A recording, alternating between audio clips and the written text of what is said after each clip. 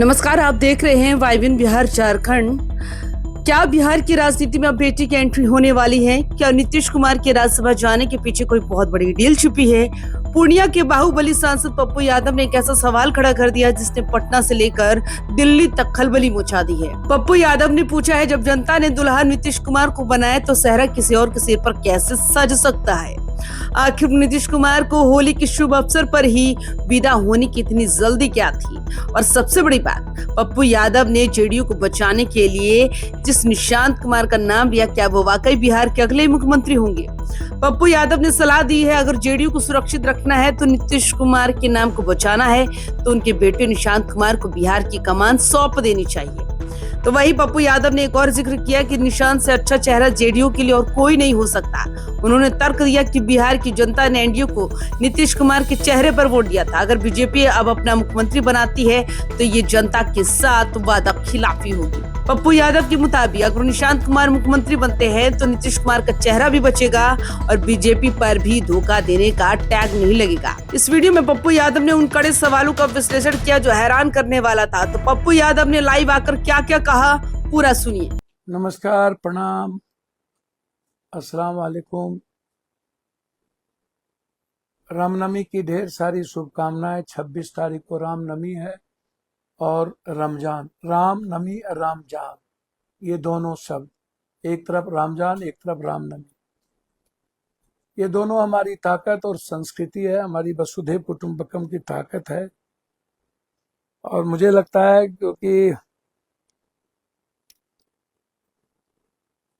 हम उसी और हम सबको मिलकर बढ़ने की जरूरत है। मैं 2-3 बात करना चाहता हूँ। मैं पहली बात करना ये चाहता हूँ कि राज्यपाल या तो पॉलिटिकल बैकग्राउंड के लोगों को बनाया जाता है, सामाजिक सांस्कृतिक बैकग्राउंड को बनाया जाता है, और एडमिनिस्ट्रेटिव का जो ग्राउंड रहा है, बैकग्राउंड की आप उठा करके देखेंगे तो उसमें मिलिट्री बैकग्राउंड नहीं के बराबर रहता है। मेरे यहाँ रातों रात जो गवर्नर लाए गए वो उसकी मैं आलोचक नहीं हूँ, लेकिन पॉलिटिकल जो गवर्नर का जो आज तक लाया जाता है, नीतीश कुमार जी मुख्यमंत्री से बगैर पूछे, अभी तो मुख्यमंत्री वही है, तो आपने राय भी नहीं की और गवर्नर ऑफ लिया है, जबकि राय की जानी चाहिए।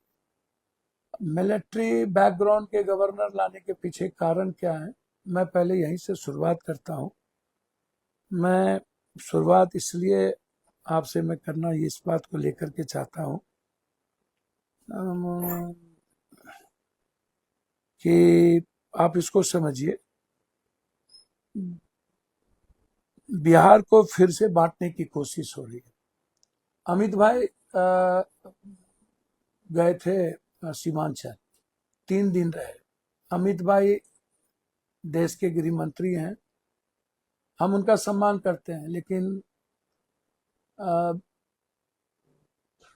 अपने घर से, अपने अपनों से, अपने इंसानियत से मैं कोई समझौता नहीं करता। और बिहार और बिहारी से तो इस जन्म में क्या, मैं मर जाना पसंद करूंगा। हमको कोई मरवा दे, खत्म कर दे, हमको अकेले रहना मंजूर है, हम छोड़ देंगे राजनीति, लेकिन मैं बिहार को के साथ जो घटना होने वाली है उसको नहीं छोड़ूंगा। एक गहरी साजिश चल रही है, उस साजिश के बारे में मैं आपको बता दूं। बहुत लंबे समय से इसके पीछे एसआईआर हुआ, कई चीजें हुई।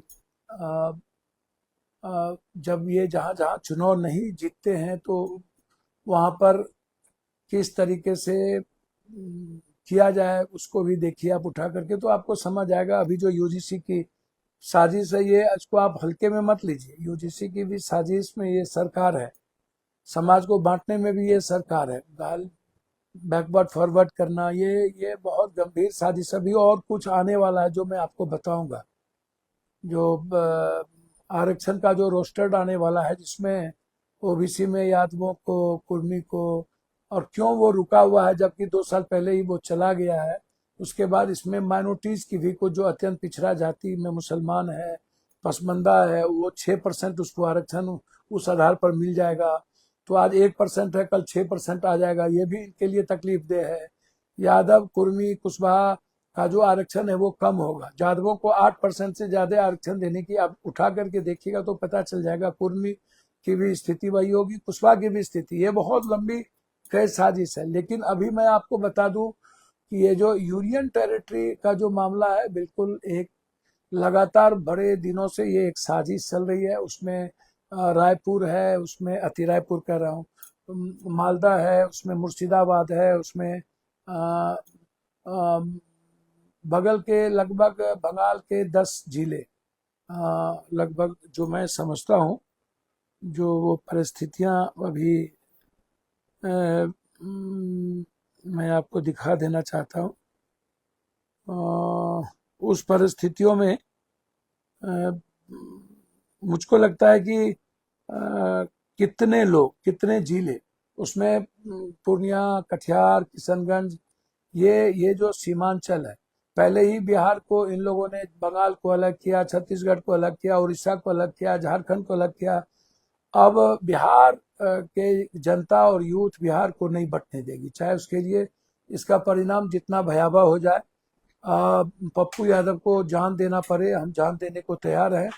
सीमांचल को कोई हमसे छीन नहीं सकता। और बड़ी गहरी साजिश के तहत यूनियन टेरिटरी बनाने की तैयारी चल रही है।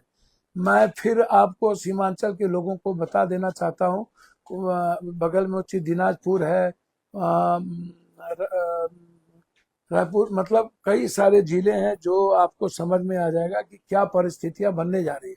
पता नहीं पॉलिटिशियन क्यों इतना आनंद ले रहे हैं, क्यों मजे ले रहे हैं। कोई होली में मस्त है, कोई किसी में चीज में मस्त है।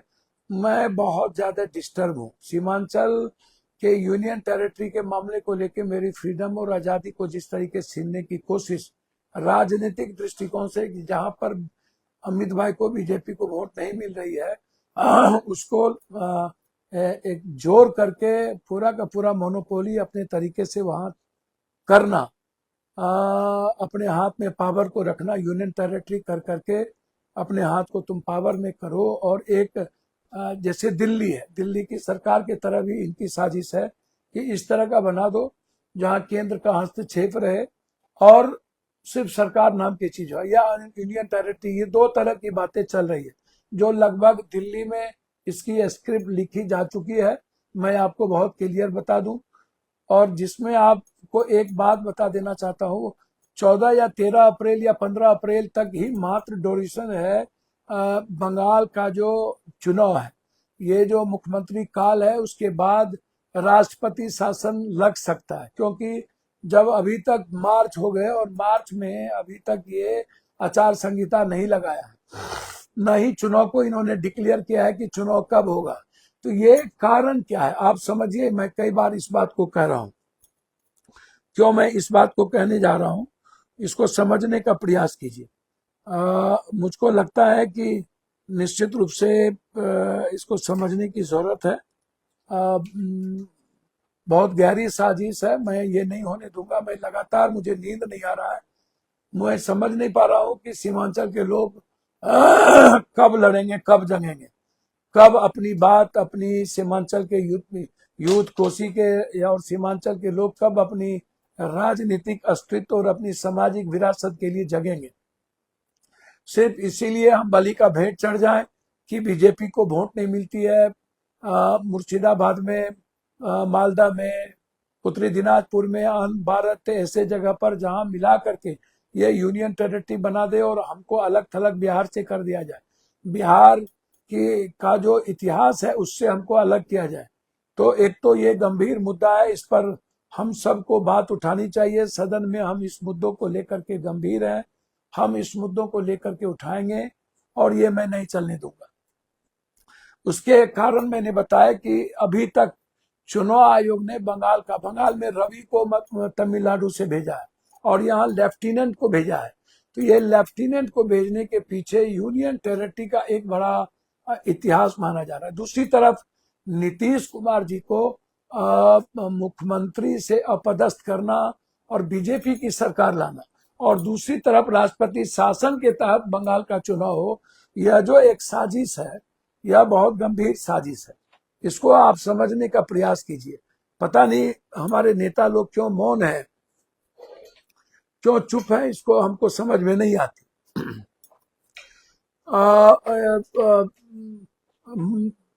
बंगाल के सरकार से इनको सहमति लेनी पड़ेगी। यदि राष्ट्रपति शासन लगता है तो फिर इनके गवर्नर वहां होंगे और वहां से वो प्रस्ताव ले आएंगे।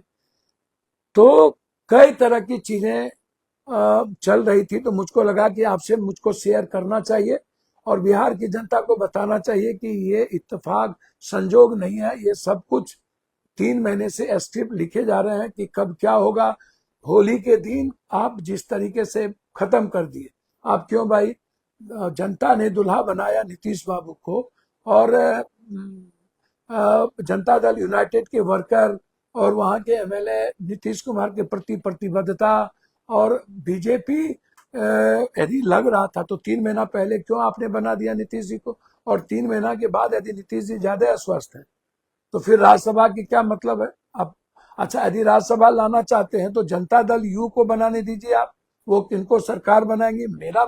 मेरा मानना है कि निशांत बेहतर हो सकता है, क्योंकि उससे ज्यादा बेहतर अभी जब ये कहते हैं कि नया लोग है, ऐसा है, तो तब मुझको लगता है कि नया लोग कैसे, जब दिल्ली में पहली बार मुख्यमंत्री बनी ये तो नया ही लोग है। वो क्या, उनका क्या योगदान है, पहली बार एमएलए बन के आई और आपने मुख्यमंत्री बना दिया। आपने राजस्थान में मुख्यमंत्री किसको बना दिया, पहले वाले लोग नहीं है क्या, आपने किसको मुख्यमंत्री बना दिया, क्या कहते हैं, मध्य प्रदेश में। तो आपके कोई मुख्यमंत्री हो तो ये लगातार 80 में ये जन्म लिए, और नीतीश कुमार जी के साथ उस परिवार में शालीनता के साथ अच्छी पढ़ाई करके अपने फादर के साथ सामाजिक विरासत को देखा। तो वो मतलब जो लंबे समय से सामाजिक राजनीतिक परिपक्वता के साथ काम किया, वो मुख्यमंत्री के लायक नहीं। लेकिन इनकी जो नरेंद्र मोदी भाई और अमित भाई के चारों तरफ घूमेंगे वो मुख्यमंत्री के लायक, जो दिल्ली से चलेगा वो मुख्यमंत्री के लायक, जो बिल्कुल बिहार में नीतीश कुमार जी को हटा करके बिहार की जनता होली नहीं खेल पाई उस दिन। सच्चाई है, ठीक है, कुछ नेता लोग बड़े मजे लिए होली, उनके लिए ये गंभीर विषय नहीं हो सकता है। एक तरफ पूरी दुनिया खत्म हो रही है और नेता मजे ले रहे हैं, एक तरफ इंसानियत मारी जा रही है। हमारे ही घर में अमेरिका ने हमारे मेहमान को मार दिया और हम लोग पूरे के पूरे मजे लेते हैं। बिहार की भी स्थिति वही है। तो नीतीश कुमार जी के बहुनई ने क्या कहा, कौन लोग हैं सगे बहुनई जो नीतीश कुमार जी के लिए सबसे इंपॉर्टेंट है, उसने क्या कहा, कौन है इसमें, कौन 2 एमएलसी हैं जो भुज्जा पार्टी में बैठते थे, कौन एक सेकेंड मैन मिनिस्टर थे, सेकेंड मैन मिनिस्टर कौन है, वो पदाधिकारी जिनकी पूरी ईडी और सीबीआई पूरा, अभी एक एआई का टेंडर हुआ उसमें भी घोटाले हुए, मेरे पास सारे लिस्ट है, कागजात है, कौन वो पदाधिकारी है और कौन वो नजदीकी लोग हैं जिनका पूरा का पूरा ईडी सीबीआई सब अमित भाई के पास है, कौन लोग का है। और इसमें अमित भाई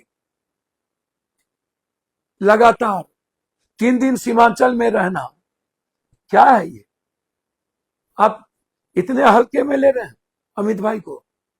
बॉर्डर के लिए अमित भाई को सीमांचल में जाने की 3 दिन की जरूरत कहां थी, आधा दिन काफी था। और 3 दिन के बाद लौट के आना, और होली के दिन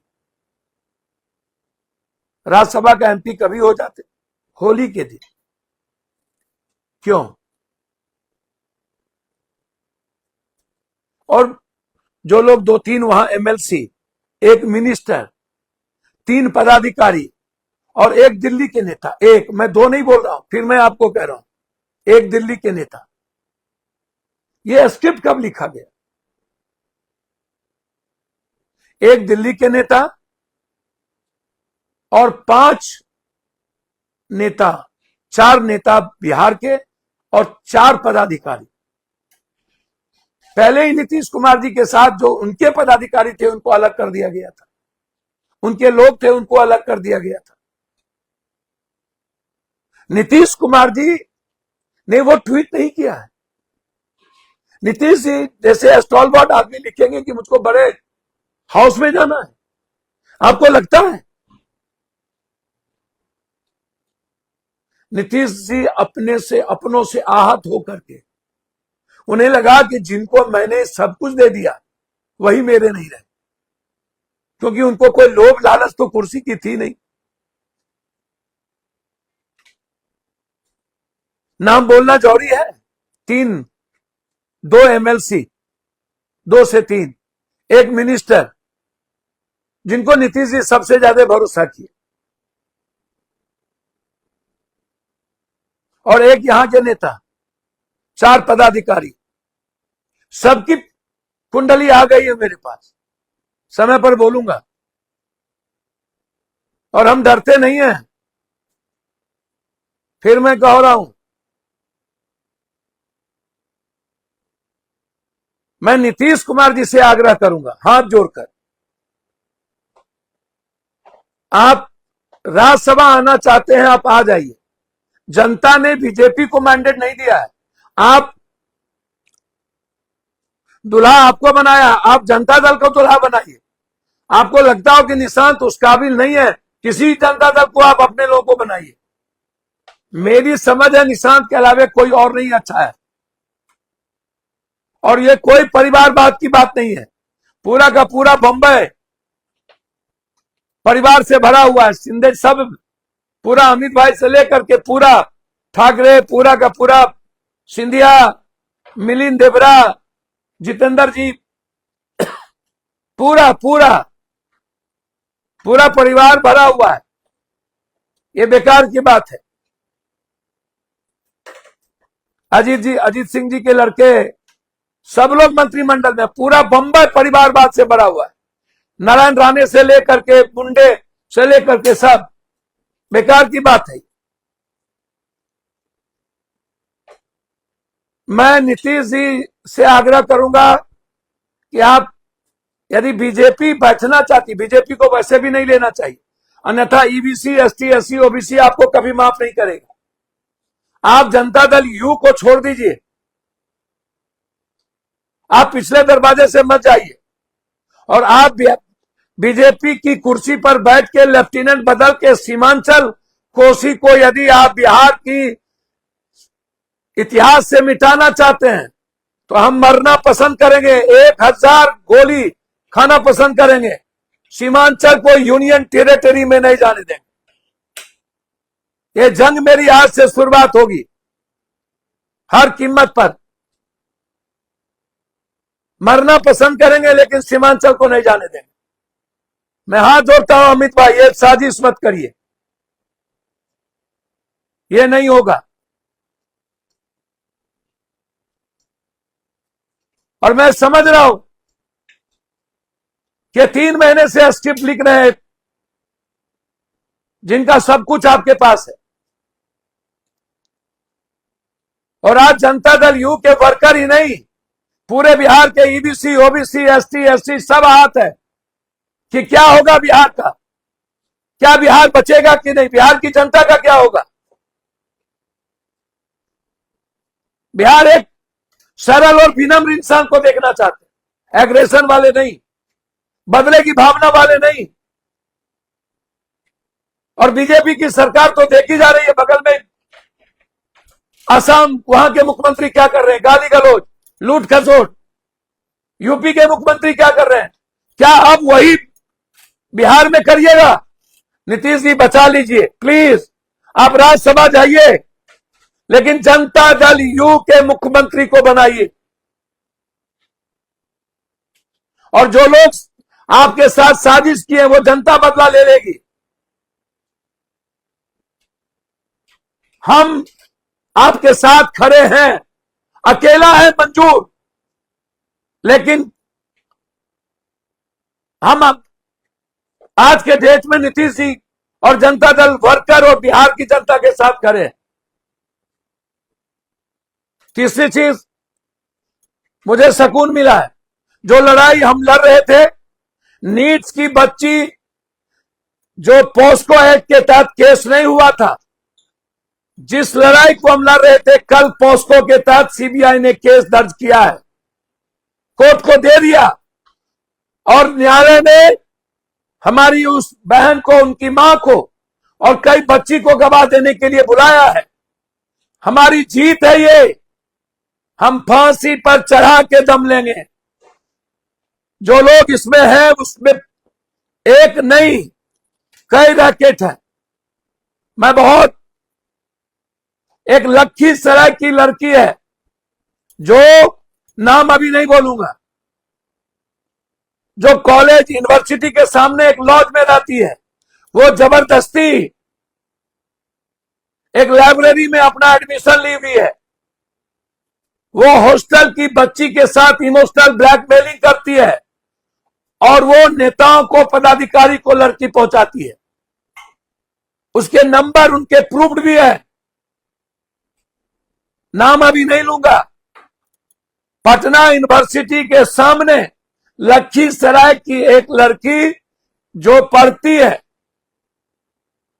और वो लगातार, जो शंभू का हॉस्टल है, वो सेक्स रैकेट का अड्डा सामने आ गया। वो लड़कियों के खाने में और शरीर में सुई देकर, उनका अर्धनग्न फोटो बनाकर ब्लैकमेलिंग करके हमारी बच्ची को का इस्तेमाल वो नेता पदाधिकारी के लिए करता है। आ गया उनका सेक्स रैकेट का पूरा। सबसे बड़ी बात है कि सीबीआई ने पोस्को के तहत हम लोगों के आंदोलन और न्यायालय के न्यायप्रिय आवाज के चलते मैं सैल्यूट करूंगा न्यायालय, उस जज महोदय को। आजीवन पैर धो के पीना पड़ेगा तो पिएंगे।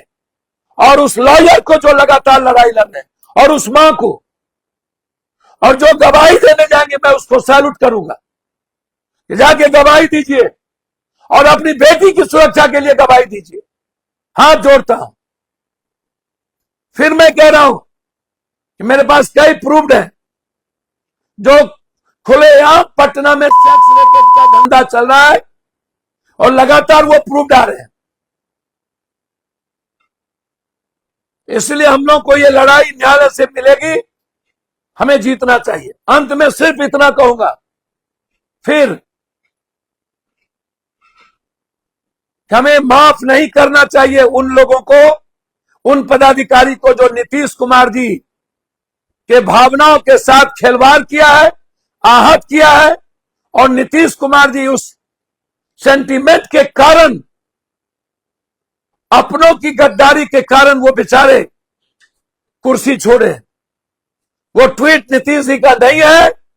नीतीश जी दस्तखत ओथ लेने के बाद किए हैं विधान परिषद में, पहले नहीं किए। नीतीश जी की जरूरत है। यदि नीतीश जी जा रहे हैं तो उन्हें जनता दल की मुख्यमंत्री की घोषणा करनी चाहिए। और अमित भाई से आग्रह करेंगे, जल्दीबाजी मत करिए बीजेपी की सरकार बनाने में। आप बनाइएगा, मैं जानता हूं। दूसरा आग्रह है कि सीमांचल को आप मत छेड़िए। मरता क्या नहीं करता, सीमांचल को यदि छेड़िएगा तो हम मरने पर मजबूर होंगे। धन्यवाद, नमस्कार। पप्पू यादव के इस बयान ने बिहार की राजनीति में एक नई बहस छेड़ दी। क्या निशांत कुमार राजनीति में आएंगे? क्या बीजेपी पप्पू यादव की सलाह को मानेगी या फिर बिहार में अब भगवा राज की शुरुआत होगी? आपको क्या लगता है, क्या पप्पू यादव की बात सही है? क्या नीतीश कुमार के बेटे निशांत को मुख्यमंत्री बनना चाहिए? अपनी राय कमेंट बॉक्स में जरूर लिखें। बिहार की राजनीति के हर एक मोड़ और इनसाइड स्टोरी के लिए हमारे चैनल को सब्सक्राइब कर इस वीडियो को शेयर करें ताकि बहस दूर तक जाए। देखते रहिए YBN बिहार झारखंड। जय हिंद, जय बिहार।